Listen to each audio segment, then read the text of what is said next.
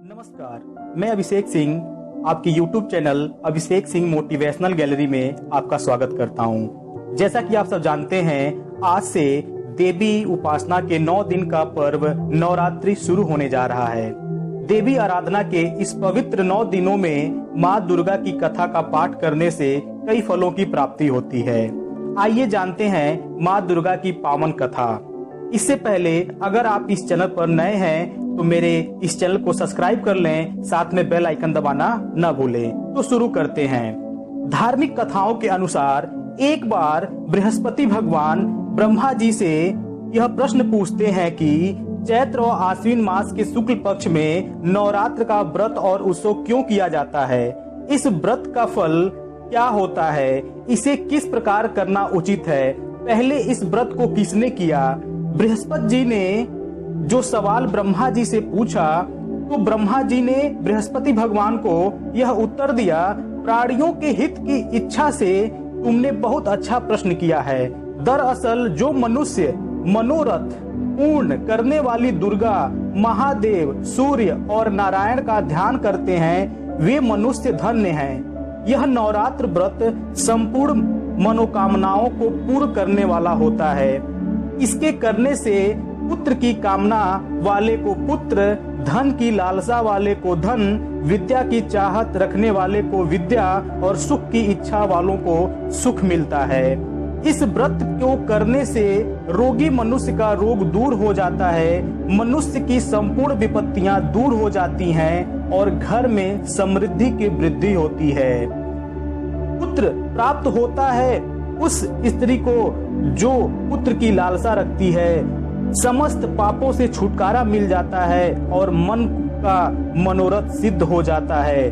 ब्रह्मा जी के अनुसार जो मनुष्य इस 9 रात्र व्रत को नहीं करता है, वह अपने दुखों को भोगता है। वह कष्ट व रोग से पीड़ित होकर अंगहीनता को प्राप्त करता है। उसके संतान नहीं होते, वह धन धान्य से रहित हो जाता है, भूख और प्यास से व्याकुल घूमता फिरता है तथा संज्ञाहीन हो जाता है। जो साधवा स्त्री इस व्रत को नहीं करती है, वह पति सुख से वंचित हो जाती है, नाना प्रकार के दुखों को भोगती है। यदि व्रत करने वाला मनुष्य सारे दिन का उपवास न कर सके तो एक समय भोजन करे और 10 दिन बंधुओं सहित नवरात्र व्रत की कथा का श्रवण करे। हे बृहस्पति, जिसने पहले इस महाव्रत को किया है, वह कथा मैं तुम्हें सुनाता हूँ, तुम सावधान होकर के सुनना। इस प्रकार ब्रह्मा जी का वचन सुनकर बृहस्पति जी बोले, हे ब्राह्मण देवता, हे ब्रह्मा भगवान, मनुष्यों का कल्याण करने वाले इस व्रत के इतिहास को मेरे लिए कहो। मैं सावधान होकर सुन रहा हूँ, आपकी शरण में आए हुए मुझ पर कृपा करो। ब्रह्मा जी बोलते हैं, सुनो, मेरी बातों को ध्यान से सुनना। प्राचीन काल में मनोहर नगर में पीठतः नामक का एक अनाथ ब्राह्मण रहता था। वह भगवती दुर्गा का भक्त था। उसके संपूर्ण सद्गुणों से युक्त सुमति नाम की एक अत्यंत सुंदरी कन्या उत्पन्न हुई। वह कन्या सुमति अपने पिता के घर बाल्यावस्था में अपनी सहेलियों के साथ क्रीड़ा करती, खेलती। इस प्रकार वह खेलते कूदते बढ़ने लगी जैसे शुक्ल पक्ष में चंद्रमा की कला बढ़ती है।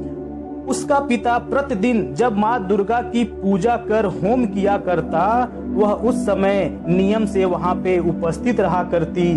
एक दिन सुमति अपनी सखियों के साथ खेल रही होती है और वह अपने पिता के साथ पूजन में उपस्थित नहीं हो पाती है। उसके पिता को पुत्री की ऐसी असावधानी देखकर क्रोध आ जाता है और वह अपने पुत्री पर भड़क उठते हैं, क्रोधित हो जाते हैं और अपने पुत्री को वह डांटते हुए कहते हैं कि इसी कारण मैं किसी कुष्ठ रोगी या दरिद्र मनुष्य से तेरा विवाह कर दूंगा। पिता का ऐसा वचन सुन सुमति को बड़ा दुख हुआ और पिता से कहने लगी, हे पिता, मैं आपकी कन्या हूँ तथा सब तरह आपके अधीन हूँ, जैसी आपकी इच्छा हो वैसा ही करो। राजा से, कुष्टी से, दरिद्र से अथवा जिनके साथ चाहो मेरी विवाह कर दो, पर होगा वही जो मेरे भाग्य में लिखा है। मेरा तो अटल विश्वास है, जो जैसा कर्म करता है उसको कर्मों के अनुसार वैसा ही फल प्राप्त होता है, क्योंकि कर्म मनुष्य के अधीन है पर फल देना ईश्वर के अधीन है।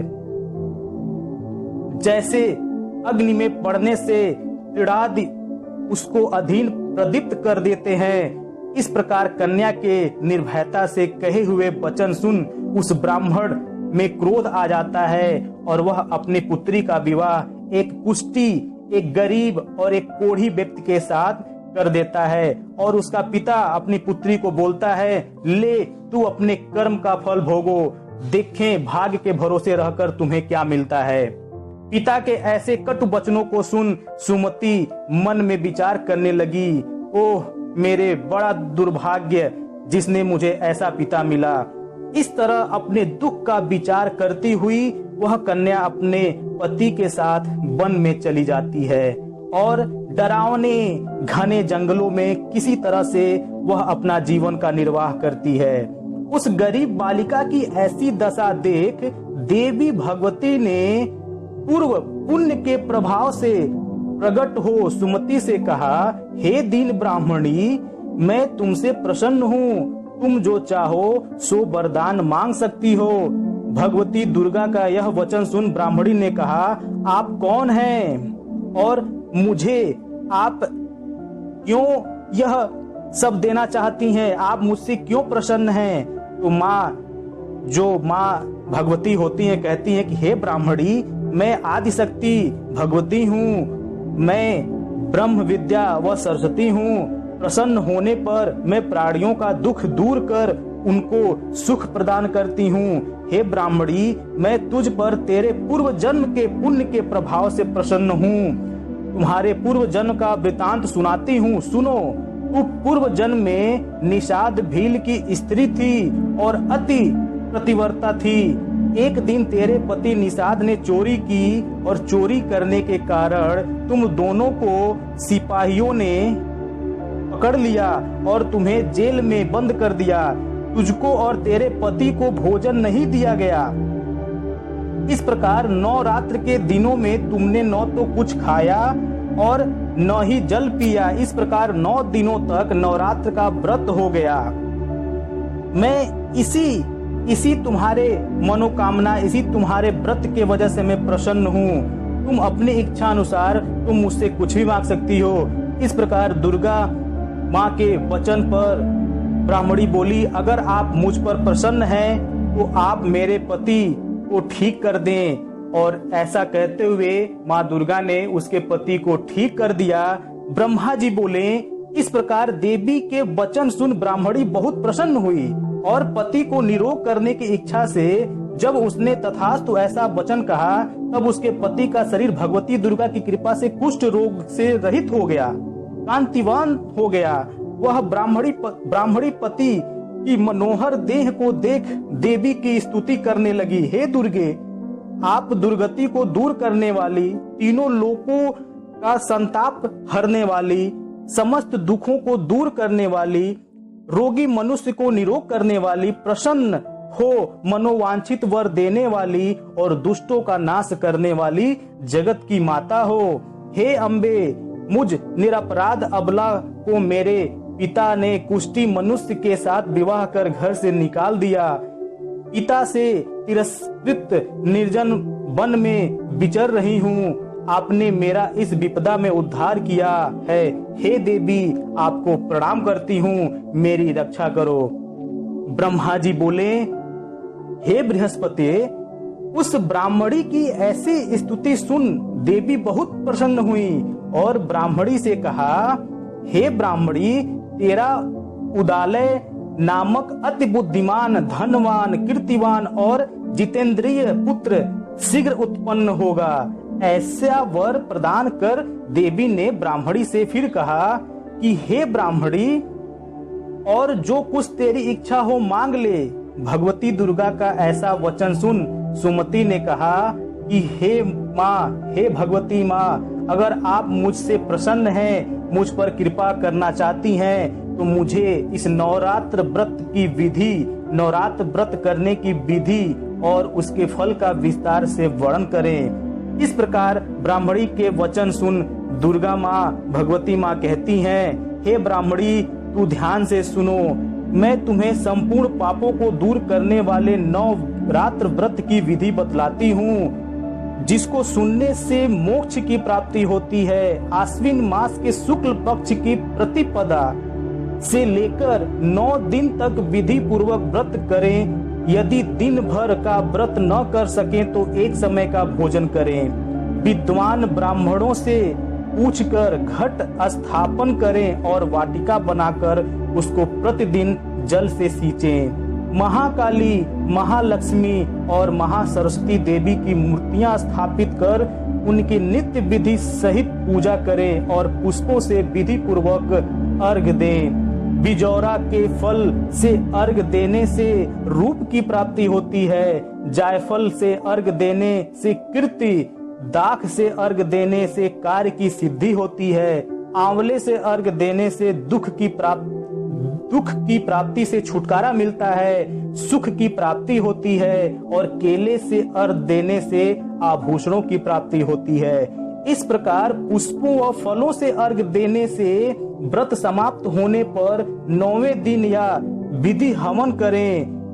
घी, गेहूं, शहद, जौ, तिल, बेल, नारियल, दाख और कदम्ब आदि से हवन करें। गेहूं से होम करने से लक्ष्मी की प्राप्ति होती है।